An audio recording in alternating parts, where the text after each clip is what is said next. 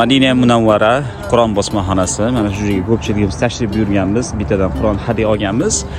Mana shu Qur'on bosmaxonaning qurilishi 1980-yilda boshlangan, 4 yil mobaynida qurib bitkazilgan. Xo'p, buni qurilishni boshlagan qirol Fahd qurilishni boshlayotgan vaqtda bir narsani niyat qilgan ekan. Yana mana shu joydagi aholini aytishiga qaraganda, shu Qur'on bosmaxona bitgandan so'ng ishga tushgandan keyin bu joyga keladigan har bitta insonga, ziyoratchiga bittadan Qur'on hadya qilaman degan niyatni qalbiga tuygan. 4 yildan keyin Qur'on bosmaxonasi bitgan. U Qur'on bosmaxona bitgan kuni, ishga tushgan kuni qirolning o'zi vafot etgan.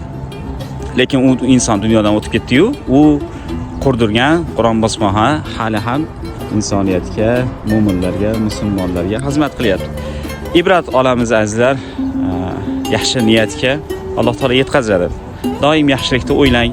Garchi bu yaxshilikning mevasini siz ko'rmasiz, sizdan keyingi insonlar ko'radi.